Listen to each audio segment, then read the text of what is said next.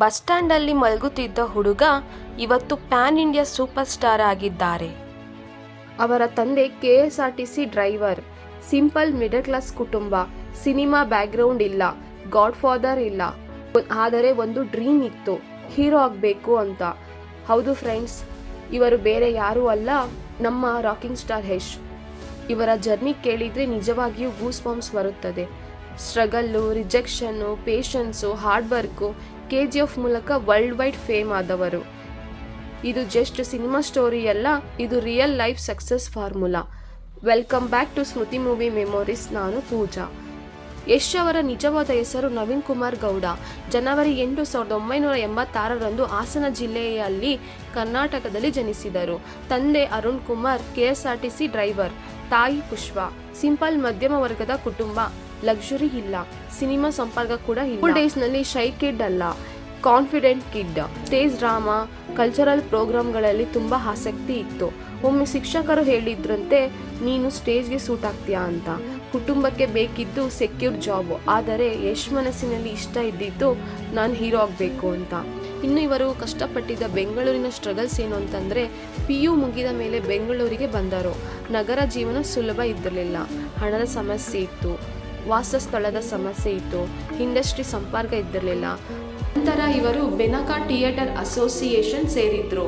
Back stage work ಮಾಡಿದರು. Light setup, costume ಸಹಾಯ, ಸಣ್ಣ ಪಾತ್ರಗಳನ್ನು ಮಾಡಿದರು. ಅವರ ಮಾತು ಏನಂದರೆ, ಹೀರೋ ಆಗೋಕೆ ಮೊದಲು ಆ್ಯಕ್ಟರ್ ಆಗಬೇಕು ಅಂತ. ಇವರ ಮೊದಲನೇ ಸೀರಿಯಲ್ ಅಂದರೆ ನಂದಗೋಕುಲ ಮೂಲಕ ಫೇಸ್ ರೆಕಗ್ನೇಷನ್ ಸಿಕ್ಕಿತು. ಆದರೆ ಸಿನಿಮಾ ಅವಕಾಶಗಳು ಸುಲಭವಾಗಿರಲಿಲ್ಲ. ಆಡಿಷನ್ನು, ರಿಜೆಕ್ಷನ್ನು, ಆದರೂ ಕಾನ್ಫಿಡೆನ್ಸ್ ಕಡಿಮೆ ಆಗಲಿಲ್ಲ. 2007ರಲ್ಲಿ ಜಂಬದ ಹುಡುಗಿ ಸಿನಿಮಾದಲ್ಲಿ ಸಣ್ಣ ಪಾತ್ರ ಮಾಡಿದರು. ಇನ್ನು 2008ರಂದು ಮೊಗ್ಗಿನ ಮನಸ್ಸು ಮೂವಿಯಲ್ಲಿ ಸಪೋರ್ಟಿಂಗ್ ರೋಲ್ ಮಾಡಿದರು. ಈ ಚಿತ್ರಕ್ಕೆ ಅವರಿಗೆ ಬೆಸ್ಟ್ ಸಪೋರ್ಟಿಂಗ್ ಆ್ಯಕ್ಟರ್ ಅವಾರ್ಡ್ ಕೂಡ ಸಿಕ್ಕಿತು. ಇದು ಅವರ ಮೊದಲ ಬ್ರೇಕ್ ಥ್ರೋ ಆಗಿತ್ತು. ಆದರೆ ಹೀರೋ ಇಮೇಜ್ ಇನ್ನೂ ಕಟ್ಟಬೇಕಿತ್ತು.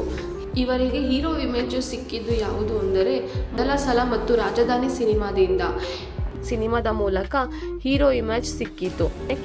ಯೂತ್ ಕನೆಕ್ಟ್ ಶುರು ಆಯಿತು. 2014ರಲ್ಲಿ mister and missus Ramachari mass hit ಆಯಿತು. Dialogue delivery, attitude, screen presence different ಲೆವೆಲಲ್ಲಿತ್ತು. ಇನ್ನು ಇವರ ಲವ್ ಸ್ಟೋರಿ ನೋಡೋದಾದರೆ, ಸೀರಿಯಲ್ ಡೇಸ್ನಲ್ಲಿ ರಾಧಿಕಾ ಪಂಡಿತ್ ಜೊತೆ ಸ್ನೇಹ, ನಂತರ ಪ್ರೀತಿ, 2016ರಲ್ಲಿ ಮದುವೆ, ಸರಳ ಸಮಾರಂಭ.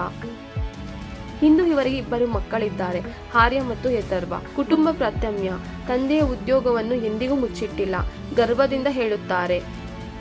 ಇನ್ನು ಇವರ ಜೀವನ ಬದಲಾಯಿಸಿದ ಕ್ಷಣ ಯಾವುದಂದರೆ KGF. ಎಸ್ ಫ್ರೆಂಡ್ಸ್, 2018ರಂದು KGF ಚಾಪ್ಟರ್ 1 ರಿಲೀಸ್ ಆಯಿತು. ಡೈರೆಕ್ಟರು ಪ್ರಶಾಂತ್ ನೀಲ್. ರಾಕಿ ಬಾಯಿ ಪಾತ್ರ ಮಾಡಿದರು. ವೈಲೆನ್ಸ್. ಭಾರತ ಶಾಕ್ ಆಯಿತು. ಕನ್ನಡ ಸಿನಿಮಾ ನ್ಯಾಷನಲ್ ಲೆವೆಲ್ಗೆ ಹೋಯಿತು. 2022ರಲ್ಲಿ KGF ಚಾಪ್ಟರ್ 2 ರಿಲೀಸ್ ಆಯಿತು. ಪ್ಯಾನ್ ಇಂಡಿಯಾ ಬ್ಲ್ಯಾಕ್ ಬಸ್ಟರ್ ಆಯಿತು. ಹಿಂದಿ ಬೆಲ್ಟ್ನಲ್ಲೂ ಯಶ್ ಕ್ರೇಜ್ ಇಂಟರ್ನ್ಯಾಷನಲ್ ಲೆವೆಲ್ನಲ್ಲಿ ರೆಕಗ್ನೈಸೇಷನ್ ಸಿಕ್ಕಿತ್ತು.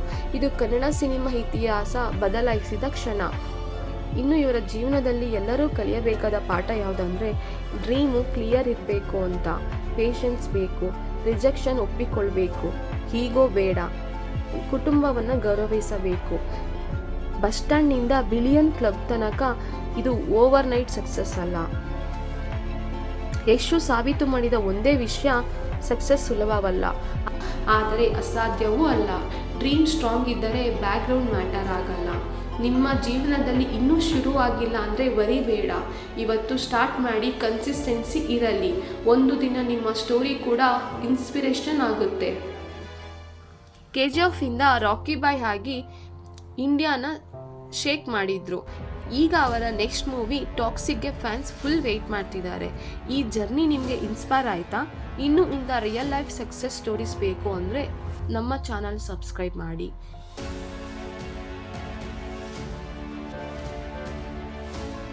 ಅದಿರ್ಲಿ, ನಾನು ಇಲ್ಲಿದ್ದೀನಿ. ನಿನಗೆ ಯಾರು ಹೇಳಿದ್ದು?